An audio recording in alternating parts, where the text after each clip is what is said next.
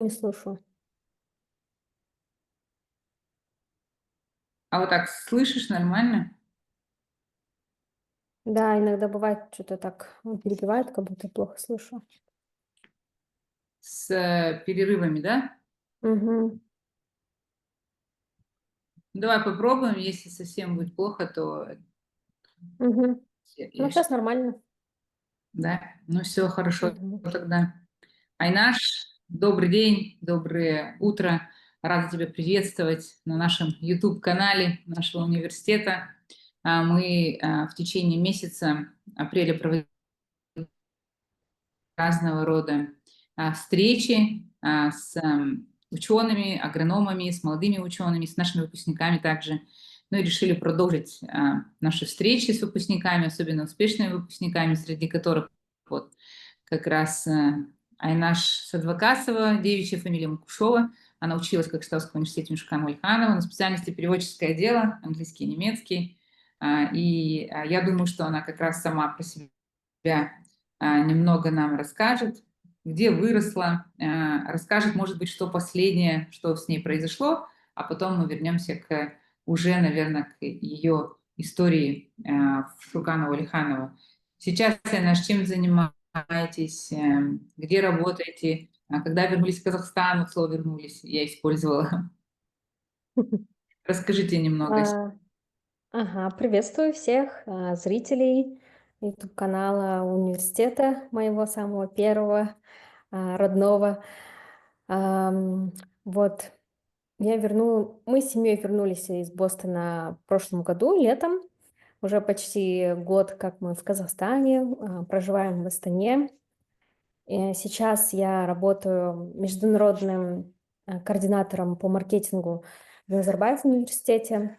Э, Это позиция новая для нашего университета, так как сейчас активно развивается направление обучения иностранцев в Казахстане. А, Вот в целом пока так. Работаем, Да. живем. Ну, то есть вы вернулись, работаете сейчас в Астане. Мгм. Можете повторить? Расскажите, да, расскажите, на какой специальности вы учились в США, в Бостоне? Мгм. В Бостоне училась на глобальный маркетинг, управление глобальным маркетингом, на магистратуре по программе «Болошаг». 2 года. Да, программа у нас в Америке немножко обучение, оно такое не как у нас в Казахстане, то есть там проходишь по курсам. То есть программа это включает 10 курсов. Есть Ну, модули, да, у элективные, нас называют. да, да, есть элективные по специализации, есть базовые курсы, которые нужно пройти. В общем, 10 предметов, можно так сказать, и ты можешь свою учебу распланировать. То есть некоторые проходят в течение 1,5 лет, кто-то за год может пройти. Моя учеба, она продлилась 2 года, я училась 4 семестра. Ну, то есть, в принципе, можно как увеличить, так и уменьшить количество времени Мгм. обучения. Ну, сегодня, так как вы наша выпускница Ульханова университета, я вот хотела сейчас вернуться обратно, а, немного рассказала о нашей, я хотела, чтобы, ну, как бы зацепить всех наших слушателей, чтобы они послушали и узнали больше об Айнаш в университете. Возможно, у них тоже такие есть воспоминания. Скажите, почему именно вы потом решили продолжить свое обучение за рубежом? Мгм. Вспомните немного наш университет, Шуканова-Лиханова, да, и потом расскажите про Бостонский университет. Мгм. Когда я поступила в Шукан-Ульханов университет, эта кафедра английского языка, она еще со времен Советского Союза считается самой сильной школой, с сильными преподавателями. И, кажется, по всему Казахстану об этом в курсе, об этом знают, потому что я встречаю разных людей со всех регионов. И когда говорю, что я закончила Кокштаусский государственный университет, это старое название, да, то все сразу удивляются, типа говорят: круто!» Ну, то есть всем понятно, что это была учеба, значит, такая фундаментальная. И мне кажется, почему я дальше продолжила учебу, все к этому шло. То есть мы изучали английский язык, культуру других стран, Великобритании, США. И а, было интересно узнать, каково это встретить native спикеров, да, носителей языка. Потому что у нас всех было а, такой вот, может быть, комплекс самозванца, то, что мы хотели знать английский язык как native. Для этого нам нужно, конечно, ездить в другие страны, да. Потом, после второго курса, кажется, вы на третьем курсе вернулись из Америки, из Штатов, тоже у вас там стажировка, по-моему, была. И когда вы вернулись, вы меня вдохновили обучаться по магистратуре в Штатах, особенно в Бостоне. Я от вас это узнала, что есть такой город Бостон, что там сильное образование, очень много университетов. Я тогда этой мечтой как бы загорелась. И после этого вы меня еще пригласили работать в вашу языковую школу. И там мы готовили студентов на поступление по Болошак, либо в магистратуру в разные страны зарубежные. И я уже тогда поняла вот этот алгоритм, как можно поступить, что ждет от тебя комиссия приемная, какие у тебя должны быть результаты. И вот работая у вас в школе, я готовилась к IELTS. Даже помню, один раз поступила на переводческое дело в университет Кент Стейт, но тогда у меня не сложилось. И уже через пару лет после того, как я развивалась в СММ, в маркетинге, я решила уже не по переводческому делу, да, так как нашла свое уже призвание в сфере маркетинга, я решила продолжить обучение там, потому что мне не хватало вот фундаментальных знаний в маркетинге, базовых знаний. Я была практиком, вот как раз-таки брала проекты, работала как фрилансер удаленно, и мне захотелось углубить знания и вот по карьере расти как маркетолог в Казахстане. Да, я помню, Айнаш такая очень целеустремленная, всегда задает вопросы, всегда интересуется. Мне вот это очень импонировало. И когда, ну, вообще готовим студентов или абитуриентов, или тех, кто желает вообще поехать обучиться за рубеж, для меня очень всегда важно, чтобы вот сам претендент, он этого хотел, прям мечтал. Да, ну я так как сама люблю город Бостон, я не могла не рассказывать и вдохновлять людей, и говорить о Чарльз-реке, да, о музеях, Мгм. которые есть, и о Гарварде, о MIT, в целом о районе Кембридж. То есть об этом нельзя, ну то есть ты не можешь не говорить, если ты там прожил какое-то определенное время. Вот Бостонский университет, понятно, специальность Global Marketing, тоже все понятно. Переводческое дело, то есть вы выучили английский язык достаточно хорошо, прошли все этапы, да, которые необходимы для того, чтобы поступить сначала в Бостонский университет, потом прошли, Мгм. получили финансирование от нашего государства, программы, получается, Болошак. И вот можете просто рассказать, с какими трудностями вы сталкивались? Ну и в целом вообще, какой был вот этот путь? Мгм. То есть Мгм. что было интересного? Потому что мы все, я вот сколько сама помню, я когда получила стипендию Балашак, я такая, ура, так радовалась, кричала. Но на следующий день я как Мгм. поняла, какая на меня взвалилась ответственность, кроме того, что надо поступить, поехать, потом еще отучиться, потом еще отработать. Конечно, это уже потом понимаешь, да, но вот сейчас хотела у вас спросить, потому что я думаю, что наши студенты, выпускники сейчас четвертых курсов, они тоже послушают и загорятся, и, возможно, тоже захотят поехать и попробовать Мгм. поменять свой профиль, продолжить свой профиль. Сейчас тем более технические специальности у нас в тренде, и я Да. думаю, что для аграрного направления, и для агротеха, и для Мгм. инженеров будет очень важно вот послушать и попробовать тоже. Но при этом зная, да, с чем сталкиваются наши претенденты, когда уезжают за рубеж. Мгм. Ну, во-первых, я очень благодарна университету, преподавателям нашим за то, что мы в студенческие годы не прохлаждались. Мы все время были заняты домашними заданиями, переводами, чтением книг, литературы в оригинале. То есть мы были, с одной стороны, очень загруженными, и с другой стороны, тоже активными студентами, участвовали активно в жизни университета. Но благодаря вот университету у меня заложилась база английского хорошего, то есть понимание, различия акцентов. Я помню, вы нам показывали разные видео с разными акцентами, новости мы смотрели, да, на BBC. То есть я уже могла как бы анализировать информацию, делать короткую выжимку от полученной информации, да. То есть эти вот такие знания мне пригодились, потому что у нас и в Бостонском университете было очень много заданий, индивидуальных, групповых, вот, навыки презентации, навыки, лидерские навыки, вот эти все скиллы мы прокачали вот как раз на вашем курсе. Потом у нас Динар Сарсимбаевна, наш куратор, она учила нас читать литературу, но понимать смысл. К примеру, если там автор использует какие-то определенные слова, какой смысл это несет? Ну, например, вот handsome girl, да, то есть значит, автор хочет показать, что девушка либо не совсем красивая, либо она похожа немножко на мужчину, да, то есть понимать вот эту вот коннотацию, позитивное, негативное, и это все как бы читать между строк. И вот такие вот базовые навыки, хоть я обучалась на переводческое дело, а потом поступила на маркетинг, но мне знания как раз-таки с бакалавра и вот эта вот привычка учиться и правильно учиться, она мне помогла в магистратуре, потому что в магистратуре очень большой объем информации, которую мы должны быстро прочитать там книги, прочитать статьи, материалы, подготовить эссе,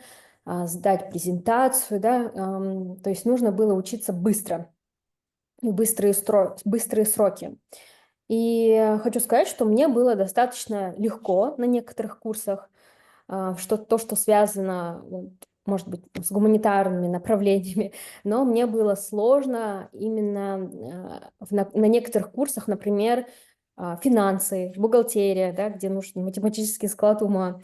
То есть мне вот на таких вот курсах было сложнее. То есть прежде чем поехать на магистратуру, я рекомендую всем подтянуть базовые знания математики, финансы подучить, бухгалтерию подучить. То есть, потому что эти обязательные курсы, они будут у всех. Есть вообще понять, какие у вас обязательные курсы, если вы где-то хромаете, заранее подготовиться к этому. Перед получением перед получением гранта «Булашак» тоже были сложности. Мне нужно было на мою специальность набрать, по-моему, 6,5 балла IELTS, и чтобы в каждой секции, там, IELTS Reading, Writing, Listening, Speaking, чтобы в каждой секции было минимально 6. Я уже тогда в то время не занималась английским, да, не преподавала английский, то есть английский уже не был на повседневной жизни, я не использовала.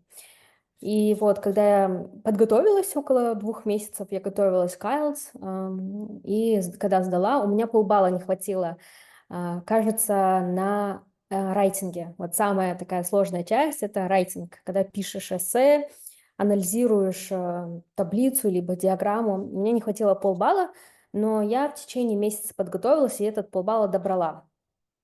То есть это вот первая сложность, может быть.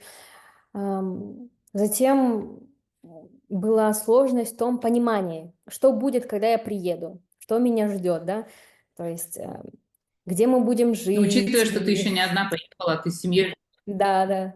Да, учитывая то, что я была семьей, дети, ну, ребенок, муж, нужно было понимать, где мы будем жить, сколько стоит аренда, где университет, какие расходы, как долететь, прилететь. В общем, такие вот моменты. Нужно было много искать информацию тоже. Но скажу так, лайфхак, да, в каждом городе, если вы едете куда-то за рубеж, найдите казахское комьюнити, чтобы у них достоверную информацию взять, потому что в интернете иногда неправильная информация может быть, да, Можно потеряться, или старая, можно да. То потеряться есть, в да, таком большом объеме. да. То есть ищите В свое большом объеме комьюнити. информации просто можно потеряться. Мгм. Вот. И в каждом городе, в принципе, есть наши, с кем можно связаться, списаться. А, Я, например, тоже, когда в Бостоне уже жила, начала делать YouTube-влоги, и мне писали многие люди спрашивали, там, консультировала. В принципе, вот. Что еще, какие сложности были? Наверное, на первых порах в университете была сложность в том, что учится мультикультура, да, там встречаешь и из Индии, и из Китая, Японии, в общем, с разных стран, Италия, Франция, да, с разных стран иностранные студенты обучаются вместе с тобой, профессоры тоже из разных стран, у каждого свой акцент, у каждого своя манера речи, да, но при этом я хочу сказать, что акцент это неплохо, это нормально. У каждого он есть, этот акцент. Даже, может быть, я там думала, что у меня нет акцента, но у меня есть акцент, он на русском. То есть я когда разговариваю на английском, как будто бы я русская, которая говорит на английском. Казахский акцент есть, да, индусский акцент есть. То есть не нужно стесняться своего акцента. И постепенно у меня ушел где-то месяц, наверное, чтобы привыкнуть Это даже к твое, разным акцентам. Ау? это даже твое преимущество, да? Это даже где-то твое преимущество, твой акцент. Мгм. Да, вот, в общем, уходит где-то месяц, чтобы слух привык к разным манерам речи. Плюс еще во время учебы ты разговариваешь все-таки на академическом языке, и ты хорошо владеешь языком, хорошо выражаешься. Если ты пойдешь где-то в магазин, либо в парк. Там люди разговаривают на разговорном английском, сленги используются. То есть вот, может быть трудность в этом. Ну, только надо понять просто, какие часто употребляемые слова есть в вашем районе, городе, и их знать. Например, у нас бостонцы любили говорить all set, типа все в порядке, Ситуативный, да, да, типа все хорошо, все нормально. ситуативный язык. Да. Да, да. Ну, в общем, это понимать надо сленги. И плюс, если ты общаешься примерно с ровесниками, у вас все равно языки будут совпадать. Если вы общаетесь там со школьниками, то там уже другие словечки используются. Ну, как и у нас, в принципе, в Казахстане. Дети, у них свой жаргон, да, который они используют. Вот. Ну вот, Айнаш, я не знаю, сейчас немножко что-то с интернетом, я понимаю, но Мгм. вроде бы он стабилизировался. Вот хотела задать такой вопрос. По возвращению в Казахстан, получается, ты пошла сейчас работаешь, трудоустроилась в Назарбаев университете. Вот расскажи свои инициативы, какие проекты, что тебя вдохновляет вообще по возвращению. Ты уже год как вернулась. Мгм. У меня, конечно, меня все спрашивают, как ты там адаптировалась в Америке и так далее. Для меня было намного сложнее адаптироваться, когда я приехала в Казахстан, и обратно вернуться, Мгм. получается, in my shoes.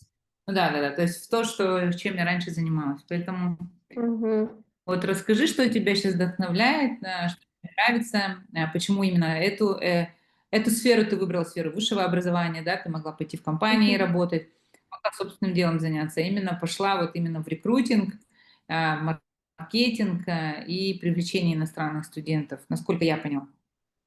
Мгм. Да, вы правильно поняли. А, На самом деле адаптация после Америки, она есть, то есть нужно тоже некоторое время, чтобы привыкнуть обратно к менталитету, к настроению людей, к манере общения, коммуникации, потому что все равно есть различия. И я вообще считала так, что у меня, наверное, не будет такой сильной адаптации, потому что я возвращалась в Казахстан на каникулах, мы приезжали там с детьми, около месяца бывали в Казахстане.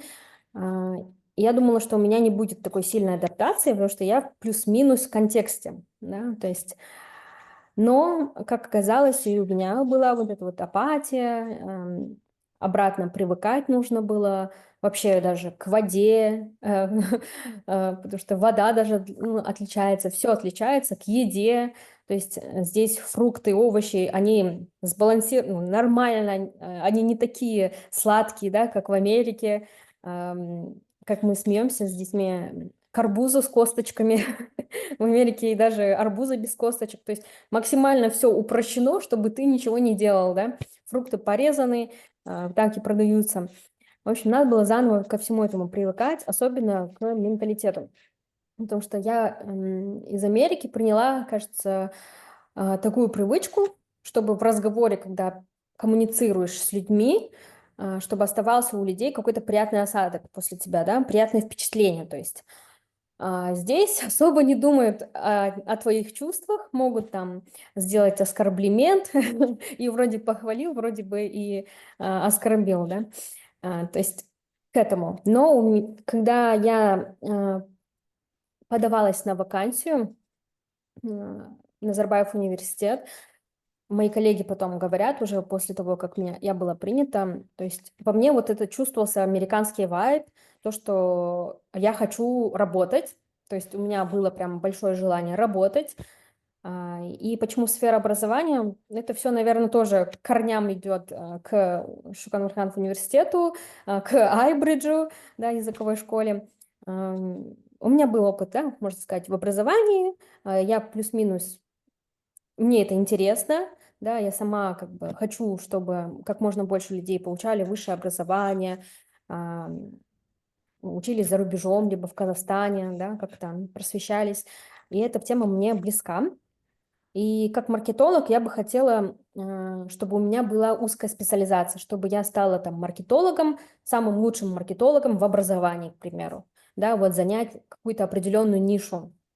И вот все карты, наверное, звезды сошлись, появилась вакансия, мне эта вакансия подходит, да, и поэтому я подалась. Сейчас, Да, вот чем я просто занимаюсь? Да, сейчас я в университете занимаюсь привлечением иностранных студентов, то есть я занимаюсь рекламой, я занимаюсь проведением различных онлайн open day, просто open day, вообще внутренними мероприятиями в университете. Вот скоро у нас будет graduation, выпускной, мы активно к нему готовимся. И так, все, что происходит в маркетинге, там почти в каждом проекте я принимаю участие, хоть и как бы работаю только 3 месяца, да, а, но мне очень все нравится. Мне хочется постоянно быть занятой. То есть я не люблю, когда вот скучно бывает в проекте, когда не знаешь, чем заняться. У нас работа кипит, постоянно что-то происходит. Мероприятия, конференции, выезды, рекрутеры выезжают на выставки, да, образования. То есть у нас вообще жизнь кипит в университете. Ну, я рада, что вот такой матч произошел. То есть твоя специальность глобальный маркетинг и Да. университет Назарбаев университет, это прям, мне кажется, вот для этого ты прям съездила, отучилась, чтобы потом работать по этому направлению. Ну, конечно же, можно и попробовать разного рода университеты, чтобы быть действительно, вот почувствовать, как ты говоришь, этот вайб высшего образования казахстанского, ну вот с разных ракурсов. То есть есть понятие регионального, национального университета, ну, Назарбаев университет, автономный университет отдельно. Я думаю, что можно еще посмотреть, как и частные у нас университеты есть, как развиваются эти университеты тоже.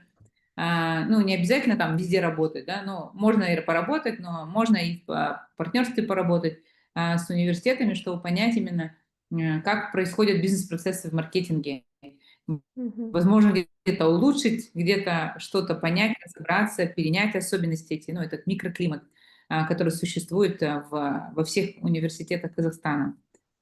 Ну, я рада, что все так прям хорошо сложилось. Поздравляю тебя, самое главное, что ну, вот ты Спасибо. нашла то, что как раз теперь сейчас вот то, что ты хочешь, то, что тебе нравится. У меня еще такой вопрос. Вот ты поехала же не одна, поехала со своим супругом, с малышом на руках в США. Многие наши вот студенты, выпускники, уже те, которые давно закончили, многие боятся, переживают, как вот выехать. Они говорят, ну да, вы же одна ездили, вам было проще. Я думаю, что наоборот, когда ты выезжаешь с семьей, ну, есть поддержка, то есть есть свои плюсы во всем.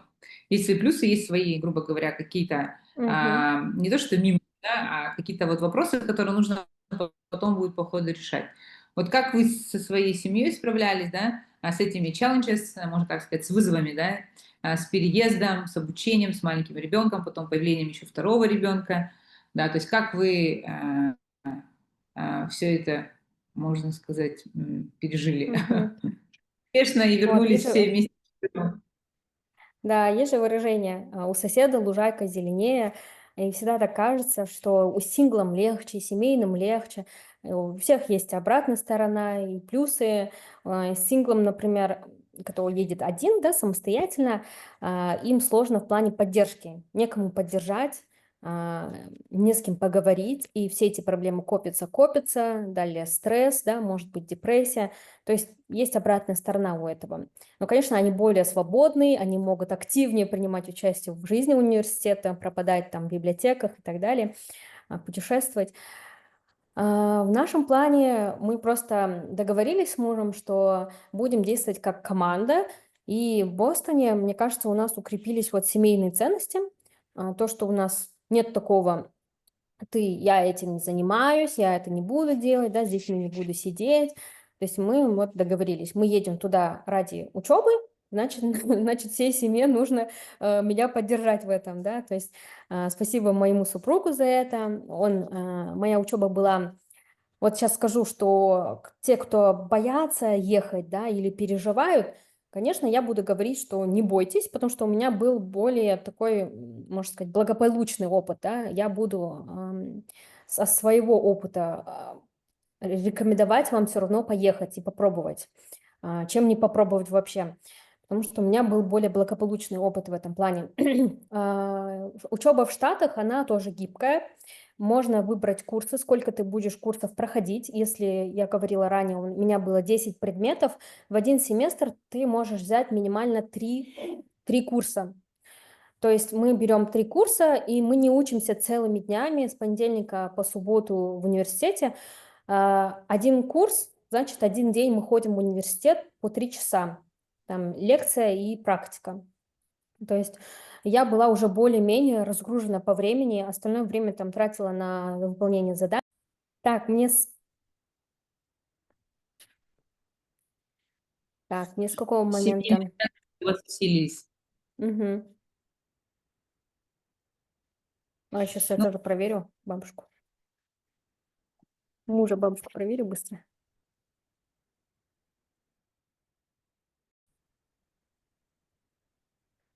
То есть в Америке обучение в гибком формате. Можно выбирать, в какое время ты будешь учиться, сколько курсов брать. То есть там минимально есть порог, что можно 3 курса в семестр взять.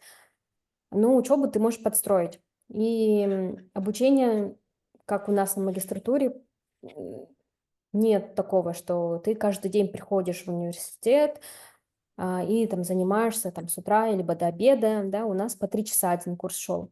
И еще один жирный плюс магистратуры в Штатах, то, что мы не писали магистерскую диссертацию. То есть наша программа, на нашей программе ты не пишешь, ты просто защищаешь проекты.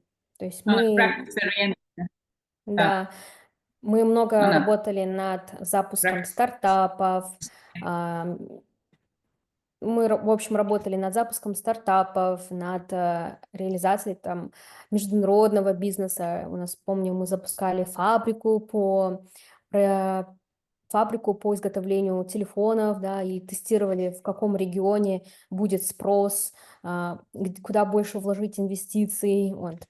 И вот у нас более практические были занятия.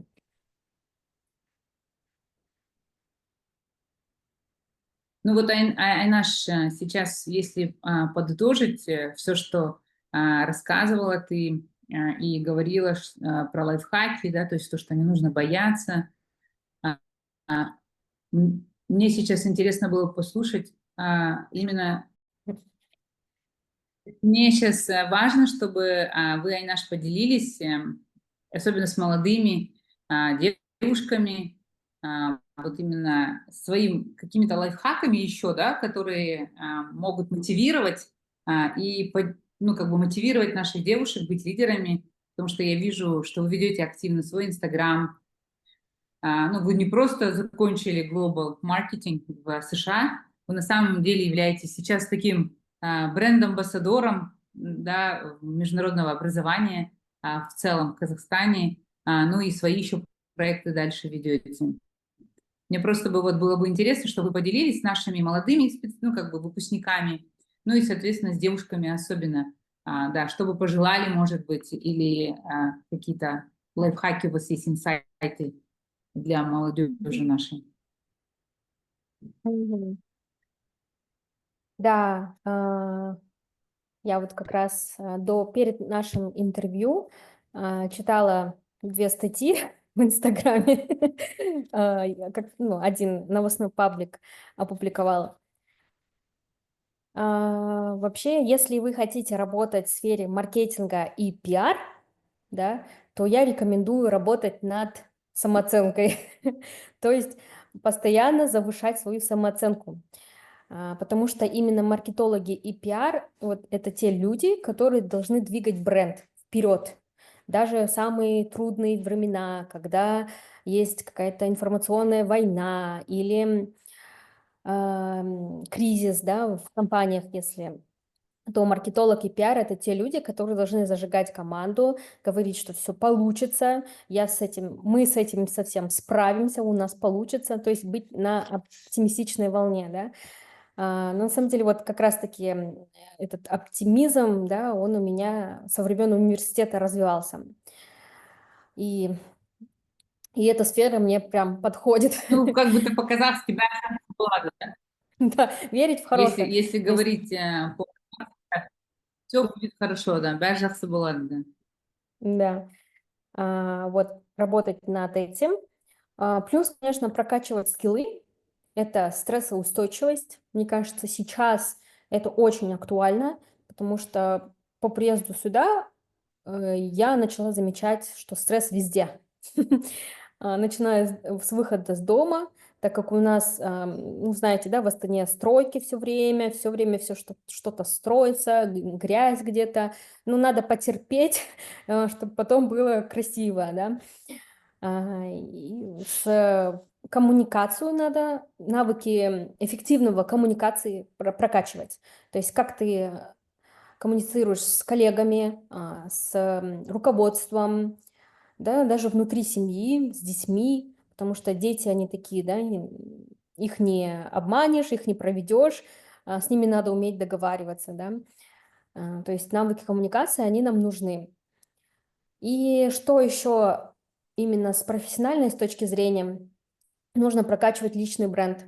Именно не даже в соцсетях, да, а внутри компании личный бренд прокачивать, чтобы тебя знали, чтобы твою работу видели. То есть это результаты работы, это нетворкинг сюда входит. Сюда входит то, как ты реагируешь, проявляешь себя, какие проекты ты курируешь. То есть чтобы ты был на слуху в компании, чтобы твое имя было на слуху. Да, и этот личный бренд, он хорошо помогает именно в продвижении в карьере. То есть я бы это порекомендовала. Наш класс на А, 3 получается, да? да, Обязательно, получается, это энергетически ты должен быть оптимистичен, то есть это да. нужно, а для этого нужно постоянно заряжать себя какими-то новыми, не знаю, физкультурой, чтением, новыми хобби, новым занятостью, Знакомство чтобы, с людьми да, новыми чтобы у тебя было, вдохновляющими. чтобы ты был полон энергии. Второе — это стрессоустойчивость, да, то есть понимать, что все будет хорошо, нужно немного потерпеть, нужно подождать. Не то чтобы Третье, потерпеть, конечно, это повышение. да, ну не то чтобы терпеть, да, вот стрессоустойчивость, она нужна, если у тебя там сжатые сроки, и ты должен завершить проект или результат принести, да, чтобы ты из катушек не свихнулся, чтобы у тебя не было истеричного состояния, чтобы ты с коллегами со всеми не переругался, да, максимально себя профессионально вести, да, и коммуницировать. Вот. Да, да, да, это очень важно. Ну, то есть это первое со вторым взаимосвязано. Да, Мгм. и, соответственно, это, конечно же, высокий уровень коммуникаций, да, умение жонглировать, я это называю постоянно. Потому что это на самом деле очень сложно, и как ты подметила, и с детьми, и в коллективе, и дома, и на улице, Да. и с подругами, да, везде. Получается, а все требуют твоего внимания, а ты в проекте, и ты должна обязательно всем сказать: извините, ребята, у меня сейчас проект очень важный, поэтому я не могу. И, соответственно, здесь все должны понимать, все должны быть как одна команда. Ну и а, последнее, то, что ты прям очень-очень хорошо подметила, это формирование и поддержание своего личного бренда. Я, допустим, мне тоже очень часто говорят: Джейлабуль, почему вы не продвигаете свой а, блог и так далее, Мгм. не становитесь блогером. Я говорю, что, во-первых, я не журналист сама по себе, да, я свой личный бренд продвигаю в своей компании, ну, то есть меня знают в сфере высшего образования достаточно хорошо, поэтому на сегодняшний день, ну, этого достаточно. То есть я не стремлюсь быть каким-то индивидуальным предпринимателем или формировать, строить свой бизнес. То есть достаточно того, что я формирую свой комьюнити, который меня поддерживает, Мгм. ну, свое сообщество, да, в социальных сетях. Ну, я думаю, что это намного важнее. Вот. Ну, то есть это в зависимости от того, какие ценности ты поддерживаешь. Поэтому очень Мгм. классно, что ты сказала про личный бренд компании, потому что у нас зачастую молодежь, я не говорю, что это так не надо делать, просто зачастую бывает, я просто сейчас работаю, сама занимаюсь наймом, и вижу, Мгм. что стараюсь прям объяснять, когда беру на работу, проговаривать сроки, говорить, что здесь есть ответственность определенного рода в университете работая, особенно, что это большой коллектив, большая ответственность, поэтому нужно сразу, ну, то есть понимать и погружаться в это, или не брать на себя такую ответственность с самого начала. Мгм. Вот. Спасибо большое, классная наша. Я прям сама, честно, я вот здесь слушаю, как будто хайлайты для себя, лично для себя это делаю, потому что иногда бывает, что ты боишься об этом сказать, думаешь, что ты будешь, если это транслировать, то не все тебя поддержат. Ну, то есть, возможно, это только твои какие-то мысли. А вот я сейчас с тобой тебя слушаю и думаю, что на самом деле нужно быть смелой, to be bold, да, говорить об этом, делиться обязательно и рассказывать. Поэтому мне очень нравится твоя позиция в этом. Я рада, что мы с тобой вместе делаем это такое небольшое интервью. Ну, наверное, Мгм. чтобы не затягивать, я просто думаю, чтобы немного так оживить наш с тобой разговор. Я хотела бы у тебя спросить, раз ты уже сказала про то, что ты читаешь, пусть это будут какие-то новостные блоги, книги, а что ты читаешь, что тебе нравится, что тебя вдохновляет, город, который тебя вдохновляет, страна, возможно, да? Может быть, ты куда-то Мгм. хотела бы поехать, вдохновиться, да, в своих планах. Мгм. Может быть, есть какие-то у тебя свои собственные утренние ритуалы, которые делают тебя оптимистичной, заряжают тебя делиться с нашими, получается, студентами, Мгм. выпускниками. Ну и, может быть, у тебя есть какой-то мотто, который тебя вдохновляет. Так, много сразу про Мгм. тебя, я тебе. Да, я тоже думала, какие же у меня есть ритуалы, да. Ну, что я поняла, мы очень много проводим времени на работе, да, и работа — это наша жизнь, которая неотъемлемая. Поэтому я стараюсь, чтобы у меня на работе было хорошее настроение, во-первых. Я там сама себе его поднимаю, могу просто улыбаться встречным людям, здороваться. Ам, С коллегами стараюсь тоже приятельские отношения поддерживать, потому что на работе должно быть комфортно, потому что стресса и так много, но хотя бы на работе пусть будет комфортная атмосфера, да, это вот во-первых. Во-вторых, тоже думала, какой город меня вдохновляет. Ну, скажу 2 города. Это Бостон, однозначно. Там у меня прет энергия, мне хочется творить, хочется что-то новое. Я познакомилась почти со всем Бостоном, да, казахским комьюнити. И Астана. Астана меня тоже вдохновляет, потому что я вижу здесь огромный потенциал именно роста. Здесь много работы в Астане, и работы действительно много, если ты профессионал своего дела и если ты не боишься брать ответственность, да. Там, где ответственность, там рост. Я думаю, это вот город для молодых. Пока мы молодые, да, мы должны вот развиваться. Также меня вдохновляет природа.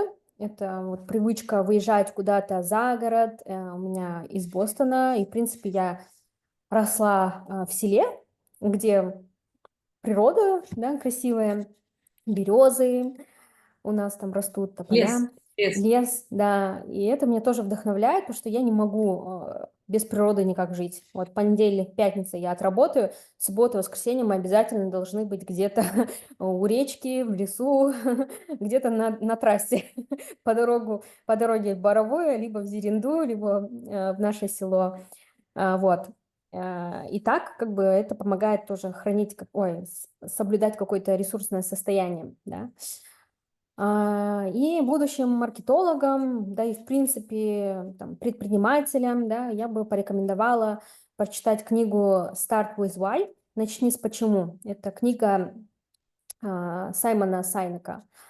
То есть прежде чем что-то запускать, продвигать, рекламировать, да, какой-то продукт или услугу, нужно начать сначала. То есть понять, что за продукт, для кого он, какую миссию несет, какое у него будет позиционирование, а, какую пользу принесет людям, обществу, да. То есть надо начинать сначала, а потом уже думать, как мы будем его рекламировать. И всегда в каждой коммуникации, да, с клиентом, либо с аудиторией, там любой пост, любая публикация должна иметь смысл. То есть почему мы публикуем эту фотографию, почему мы публикуем сторис, что мы хотим людям донести, какой смысл мы хотим донести, что человек должен понять, увидев, да, вашу сторис. То есть всегда нести смысл за собой. Да? Например, сделаешь какой-нибудь баннер, да, для выпускного. Просто баннер для выпускного. Для кого-то может показаться это красивый баннер, да, но на самом деле там дизайнер закладывал смысл в этот баннер. К примеру, там казахский ою, значит, это вот то, что мы казахи, это наша национальность, да, либо шанрак, Identity, да. то есть смысловая, в общем, нагрузка есть в этом дизайне. Это не просто, да, красивые картинки в Инстаграме. Везде должен быть смысл. И вот это я как-то для себя тоже определила, что прежде чем что-то делать, надо понимать, для чего делаешь, почему. Вот у меня сын даже всегда мне вопрос задает, чтобы что? Чтобы что? То есть ему тоже надо доказать, что он должен покушать, например, да? А чтобы что? Ну, чтобы ты был сильным, активным, и начинаешь ему приводить аргументы. Если убедила, то он В кушает. бассейне поплавать, да? Да, в общем так. Спасибо, Надеюсь, Айнаш, на все большое. Ну, вот ответила. еще, может быть, ну вот я люблю мой любимый город, тоже Бостон. Я тоже тебе про это говорила Мгм. еще давно. Я очень люблю Алматы. Ну, конечно, Мгм. Кокшетау — это а, one love всегда. Мгм. Да, даже говорить не нужно, да, потому что я родилась в городе Кокшетау, на улице Горького, в роддоме. А, Утренние ритуалы тоже я очень люблю воскресенье. Я всегда всем про это говорю. Воскресенье, раннее утро, Мгм. 11 утра. Я родилась в воскресенье. Мгм. А, И вот почему-то именно люблю. И даже вот раньше были такие передачи утренние на Первом канале, когда приходили гости в какую-то семью, рассказывали. Я не помню уже, как это называлась Пока передача, но все я ее дома? очень любила. Да-да-да, пока все дома, да-да-да-да-да. Пока... Вот я прям ее обожала, потому что она была в воскресенье, я всегда ее смотрела. Вот, к 11 Мгм. часам. Ну, сейчас я, конечно, пью кофе и так далее в воскресенье, чтобы, ну, прям насладиться. Я прям обожаю, особенно когда мы на природу ездим с дружками. Мне кажется, что сразу же 45, как вот ты говоришь, выезжая в выходные, ты на природе, речка, друзья любимые, подруги твои, и плюс еще 11 утра в воскресенье, это вообще прям, наверное, the best day in your life. Ну Мгм. и мотивационная фраза, раньше она у меня была carpe diem, вот не знаю, М. наслаждаться каждым днем, да, я прям обожала эту фразу. Сейчас я, честно, пока еще не обрела, ну вот Мгм. каких-то новых таких для себя, а, как сказать, направлений, да, directions. Но вот в целом я всегда сейчас вот думаю, мне просто многие люди говорят и поздравляют с рождением дочери, и подруга мне говорит, Ну, когда они подарок дарили, ну, мои друзья близкие, которые меня уже больше 20 лет знают, они они говорят: Ты заставила нас верить в сказку". Да, и вот я сейчас пока ищу этот девиз, не могу подумать. Да-да-да, типа, ну, как бы follow your dream, типа в таком формате, да. Следуй за своей мечтой, то есть never give up, не сдаваться, никогда не сдаваться. Поэтому если есть у кого-то какие-то мечты, желания, да, кто-то что-то планирует, мне кажется, не нужно к этому идти, не сдаваться. Вот. Ну, Айнаш, поделись своей, и на этом давай мы закончим. Что тебя сейчас Мгм. вдохновляет, какие девизы? Что тебе дает этот, я всегда говорю, золотой пинок, golden kick, да, когда ты думаешь про это, и потом встаешь, идешь и делаешь. А, м, ну вот, что мне пришло сейчас в голову, наверное, картинка будущего мне дает пинок, да. То есть у меня двое детей, сыновей. Я уже представляю, что когда они подрастут, у них начнется своя жизнь, да. И я представляю, как они будут учиться в хороших университетах, сильных, да, мировых университетах, либо будут заняты своей деятельностью, а мы с супругом будем где-нибудь на берегу океана с коктейльчиком. То есть мне хочется обеспечить свою старость, да, то есть чтобы у Мгм. меня сейчас были необходимые накопления, плюс меня сейчас мотивирует дом. Я вот тянусь почему-то к земле. Хочется свой сад, огород, свой дом. Да, и вот эта мысль меня тоже греет, да, как бы есть мечта приобрести свой дом, например. Потому что когда я была чуть в апатии после приезда сюда, в Казахстан из Америки, у меня не было мечты совсем. Я не знала, что мне нужно, для чего работать. И сейчас это все появилось. Зачем работать, да? Просто отрабатывать. Я пока просто отрабатываю, да? Да, сначала отработаю, потом буду работать, да. Да, да, да. Ну, плюс, наверное, Обязательства, еще... Ау? потому что это ощущение обязательства, да, оно Ну, я себя не ощущение обязательства, напрягаю. когда ты обязан. Но я, если честно, не думаю об этом, что у меня отработка, что мне надо 5 лет работать, как-то. Я об этом не думаю, Ну да, потому нет, это что правильно, правильно. все равно мы как бы живем, приехали, живем, работаем, мы бы и без балашак работали бы, да. Жить-то на что-то надо, то есть это бонусом еще идет отработка. Наверное, из цитаты, которая мне недавно понравилась, я делилась тоже в сторис, это отпустить контроль и доверять Всевышнему. Вот. То есть ни о чем не переживать, не накручивать себя, не брать на себя много, да, не Take it думать, easy, да. да, не додумывать. В общем, вот эти вот мы от мыслей избавиться, и просто верить, что все будет хорошо, все сложится вот самым наилучшим образом. Там, «Бюйрагана болат» еще говорят, да. То есть мне вот эта вот фраза прям нравится. Если я во что-то искренне верю и что-то хочу, о чем-то мечтаю, то это случится. Если Да, даже ну, не чтобы это случится, легко, ну легко, окей. Да, ну окей. Я хочу да, чтобы все-таки это было легкость легко. эту сохранять. Да, если мы Мгм. будем все время серьезными быть, ну, это, мне кажется, сложно. Да, да, да, я тоже стараюсь, потому что в разных процессах я понимаю, что для этого нужно время, особенно когда ты это первый раз делаешь, всегда будет какое-то такое, ну, какая-то тревога, поэтому надо научиться, ну, вот именно take it easy, думать всегда о Мгм. хорошем. Я думаю, что это, наверное, правильные будут такие девизы для всех наших выпускников, студентов тоже, и особенно во время сессии и вообще по завершению, когда Мгм. люди к чему-то идут новому, всегда ты боишься. Да, Мне потому вчера что тоже это же все абитуриентка тоже... одна позвонила, и новое, да, Да, для сори, тебя все это новое. перебью. Нужно выбирать the path, да. Спасибо большое, Да, Наш, очень вам интересно. спасибо. Да, да, да, да. Тебе хороших выходных. Да, enjoy your weekend. Жду тебя в Кокшетау, заезжай обязательно. Покажу тебе наш университет, посмотришь, как он изменился. Он прям, ну, значительно изменился, да. Построили два Мгм. общежития новых сейчас тоже. Мгм. Мы стремимся к sustainability, к Eco Global Campus. Поэтому я думаю, что Уалиханов University has changed a lot. Спасибо большое, Да, Айнаш. спасибо вам большое за приглашение. Еще раз поздравляю с рождением дочери. Я когда проезжаю в Кокштау мимо университета, у меня прямо такая слеза ностальгии капает. Это самые лучшие годы, это студенческие были, ам, Да, вообще, где мы там обрели я друзей тоже, и я тоже же училась же. преподавателей. Мгм.